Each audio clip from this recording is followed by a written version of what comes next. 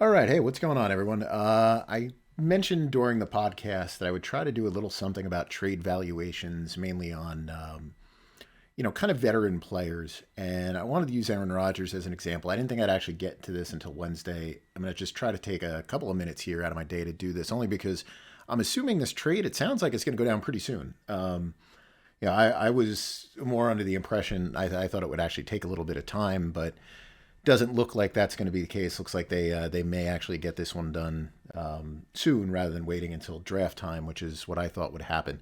But this is kind of applicable to, I think, the way that we should be looking at trades and the way that we should kind of be valuing them. One of the things that I think people get confused with a lot of times when you're talking about doing trades in the NFL is you're not necessarily just trading for a player. Everybody thinks that, the Cowboys get Gilmore. It's like, oh, the Cowboys got this great cornerback or whatever. In reality, you're trading for a contract. Like part of that whole trade is trading for a contract. And it's one of the reasons why when you go back, and I'll do an example with Russell Wilson here at the end of this.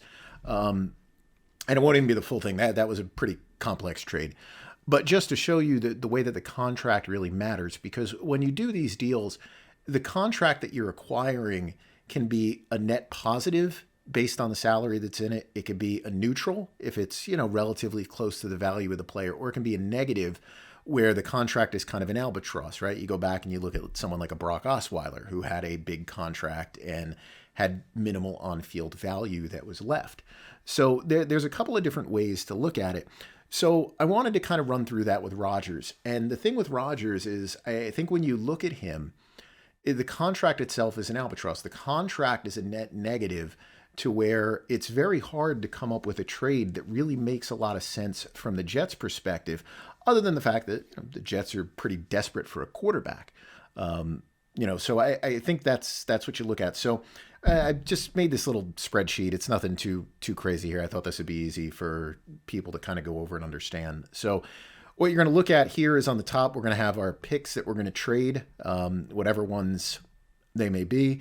Down here, we have our costs that are involved. So for Rodgers, for this year, it's a $59.515 million contract. And then when we calculate our cost, it's not just the cost of Rodgers. We're also saving money in our draft picks, right? We are no longer obligated to pay our salary to the top draft pick that we send away.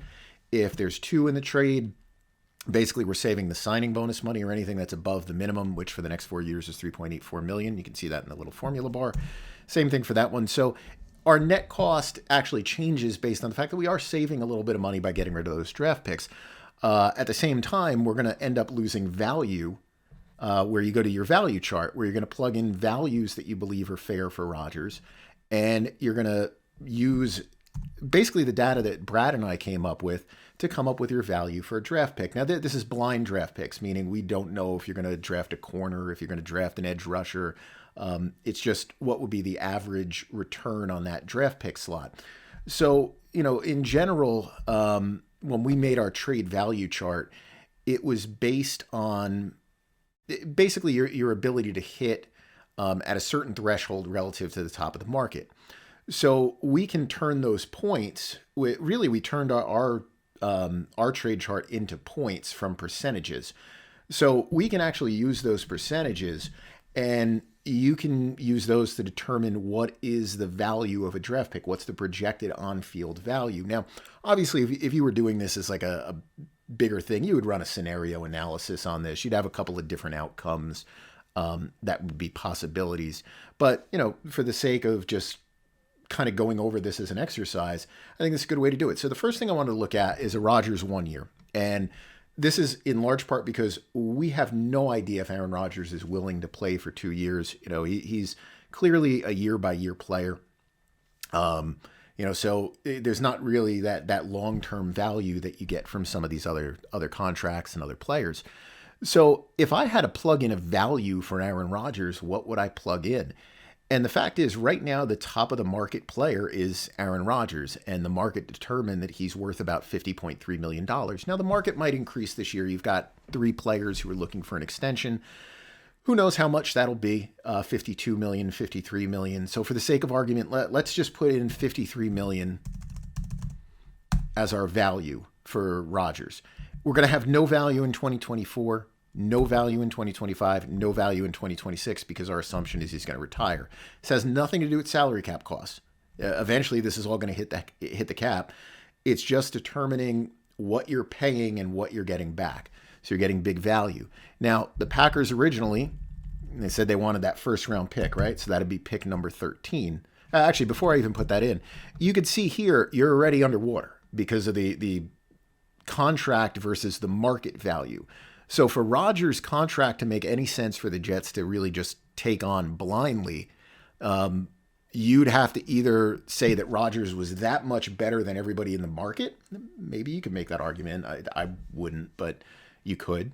But unless he has value of something like $65 or $70 million, you can't really come up with a way that the Jets are making out without even giving anybody away.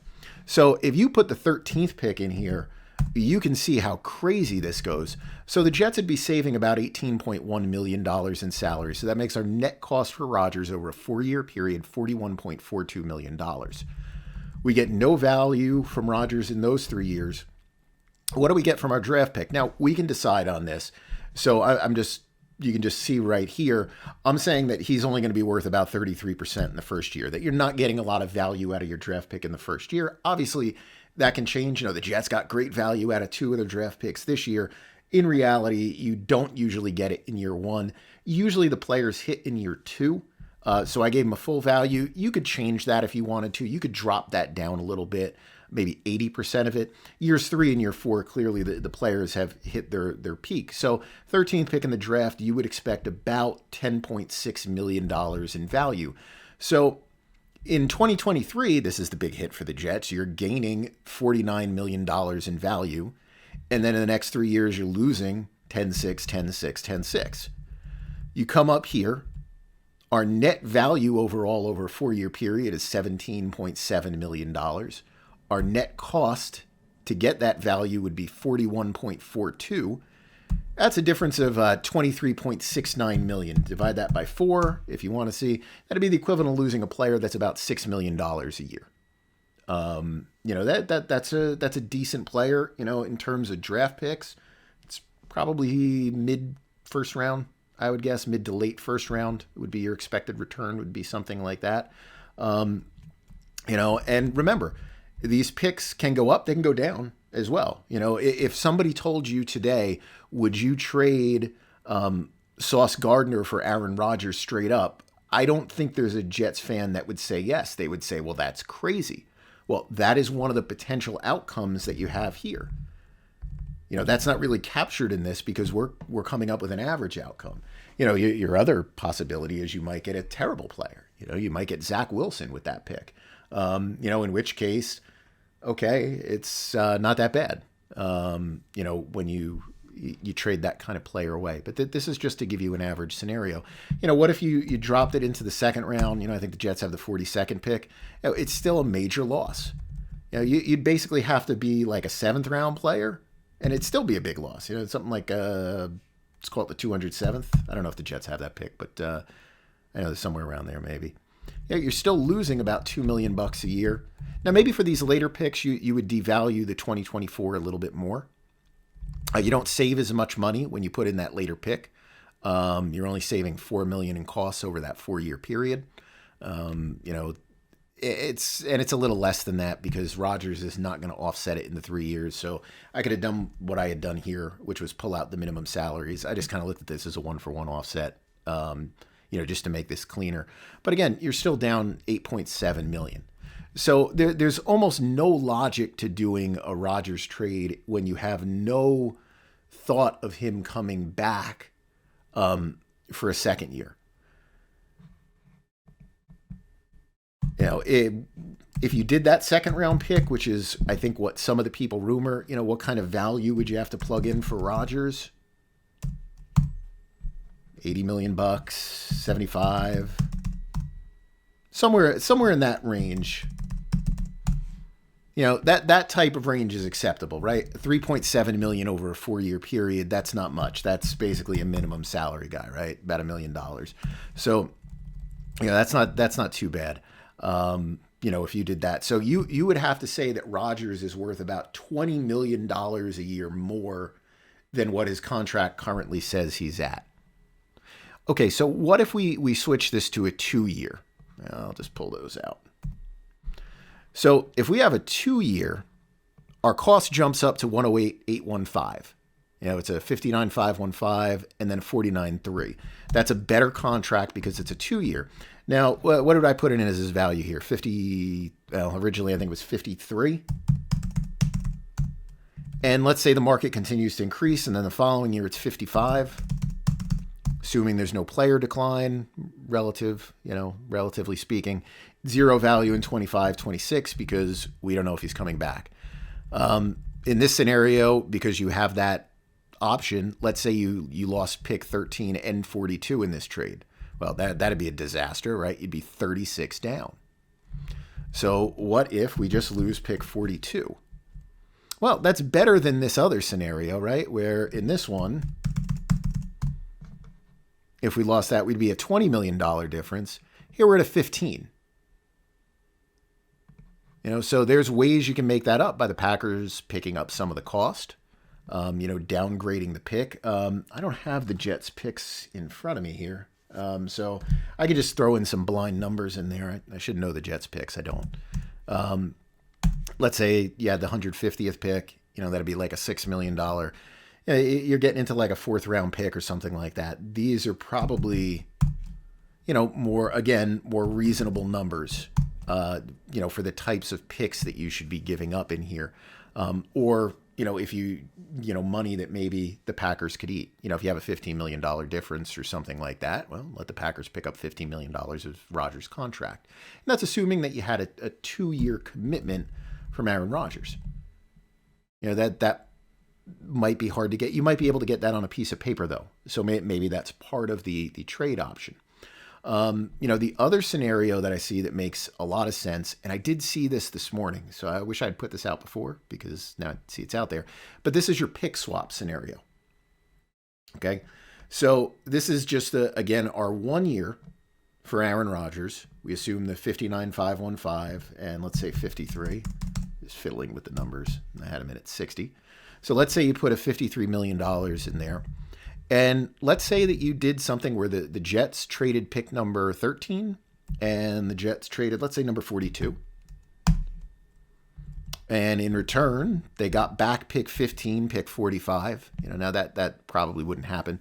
But here, even though it's just a 1-year deal, you've brought this down to where it's a $7 million difference, and it's about 1.8. Now, why is that? Well, there's not a lot of difference in value between the 13th and 15th pick. The Jets will drop from a projected 3.6 million or 3.5 million in value to about 3.4 in the first year.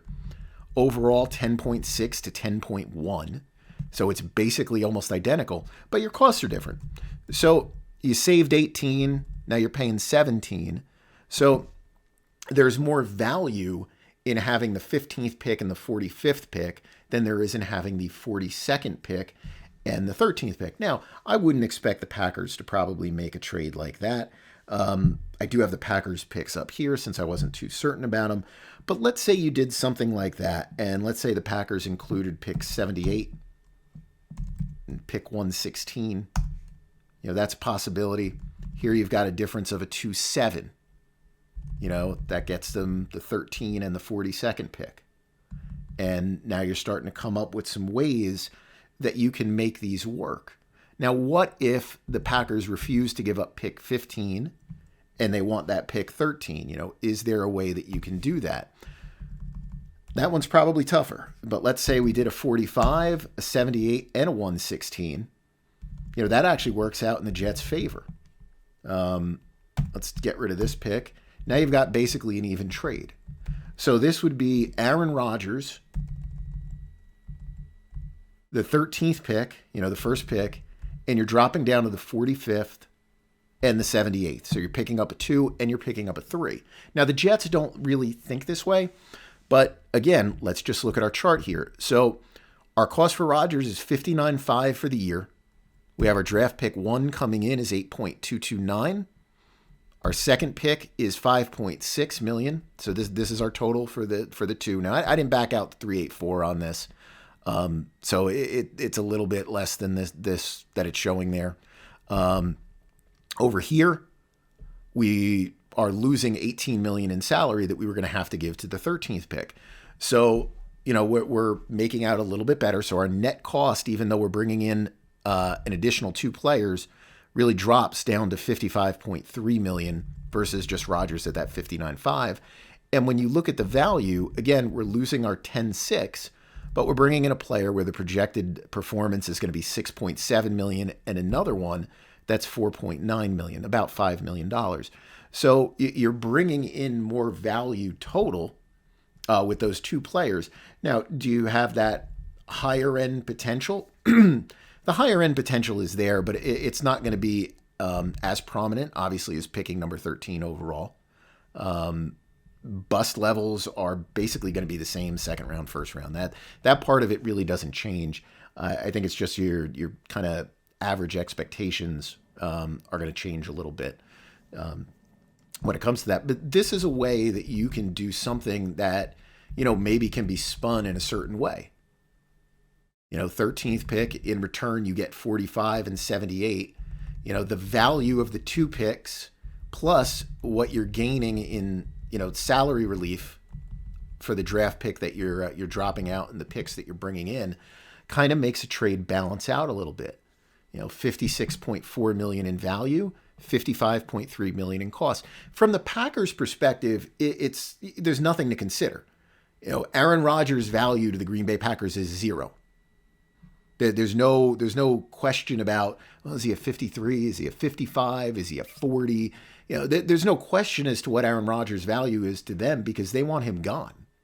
His value is negative $59.5 million. So if you're getting anything in return for him, you're making out great because your other option is to have a player that you don't want on your team anymore for whatever reasons.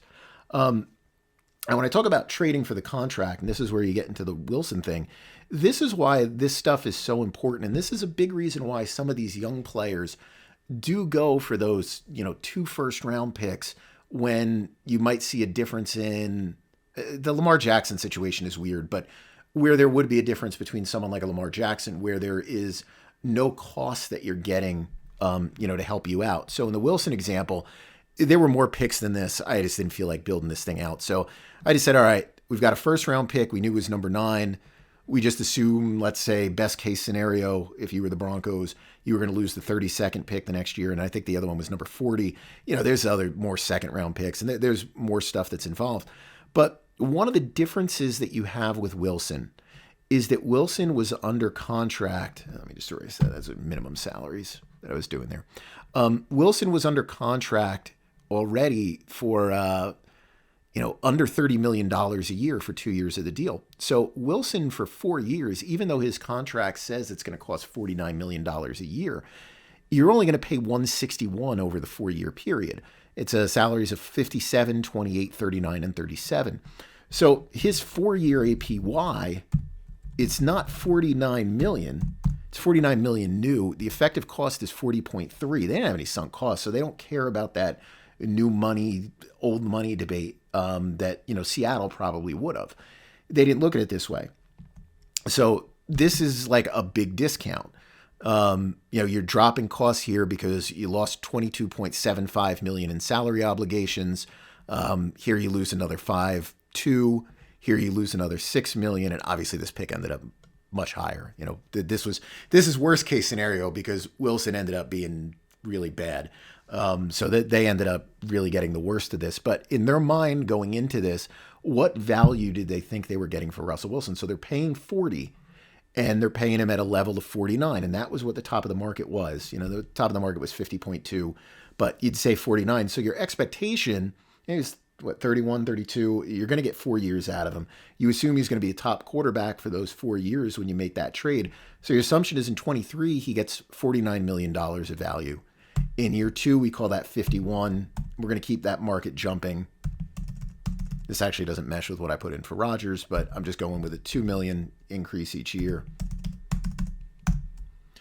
And you can see that even though we're giving up 3 picks for Wilson, and again, there was a lot more moving parts, but let's just assume any veteran player, the benefit that you're getting on this line because of the existing contract money, which deflates this line, gets things pretty close, even though you're giving up just a massive amount of draft capital. That works out to about a $2 million player. Obviously that's not great, but that's not terrible. Now, as things turned out, Wilson had the value of just a guy who started last year, 20 million. I don't even know what pick they lost, 7th pick, 5th pick, something like that, and the way he's played, you're probably going to end up with a chart like this, and this is going to end up as an all-time blunder of a trade, where you get something like that. But that's a reason why when we look at those old contracts and you look at the existing money that's in there, especially for rookies, which is very low relative to the level of performance for the players, those are very valuable when you do it. And the same would go for, the number 1 pick in the draft. The number 1 pick in the draft is going to cost you, okay, so right there, it's about $40 million over a 4-year period. And, let's say that you trade out pick 5, let's just say 2 blind number 1s. So you're actually saving money overall on the cost of the player. And, your expected production in the first year would not be much. $20 million is basically what you just have as a guy who's going to be playing, maybe a little bit less than that. But you hit your stride that next year, you're a $50 million player. The next year, let's say 53. And because you're using that on a quarterback, this cost, which is next to nothing, and the savings that you're dropping out with all these other picks that you gave up, even though you're losing value, obviously, with all of those players, if you hit on that player, that ends up, being incredibly good. Now, this isn't the numbers that you would expect for, the top pick in the draft. They'd be lower than this. I think the average would probably work out to like 42. Let's see. What did I put? I know I'd have to put a 1 as a quarterback.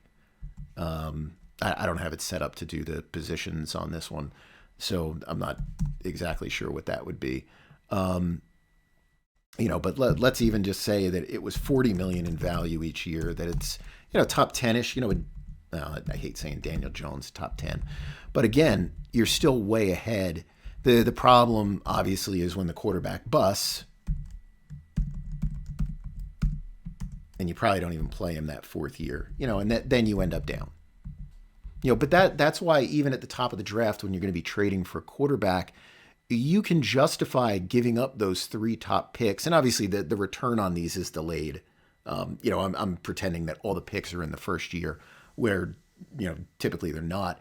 But that's a reason why, as you kind of go through these, you can kind of come up with different ways to evaluate these trades where you take into account the contract, the expected years of contribution of the player, and the expected contribution and costs of those draft picks to kind of come up with a net cost, net value determination and decide whether or not picking that player is worth it.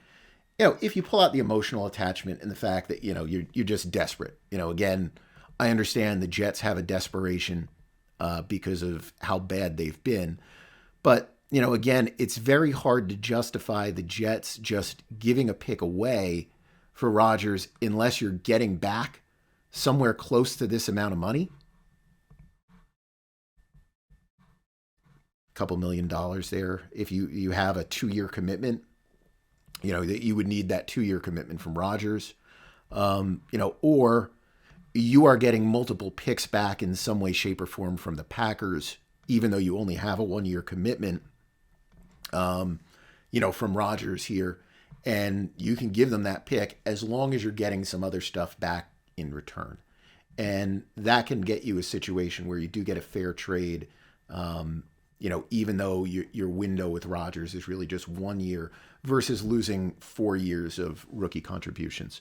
So, I hope that explains some of the stuff I was talking about a little bit on the podcast and how you can do them. And like I said, there's plenty of different ways that you can do this stuff and different ways that you can value the players and, pull up different valuation numbers and things like that. But hopefully this is just a little tool that you can use when you try to take a little bit more balanced approach, I think, towards evaluating trades in the NFL versus just looking at it as like, well, of course, player X is worth a first round pick from another team. You have to have the right context to it. And I think this helps capture some of it, right here where you build these little charts out. All right, so that'll do it for me. Not sure when we'll do another video again, but we'll see if something else pops up at some point in time. Have a good one, everyone.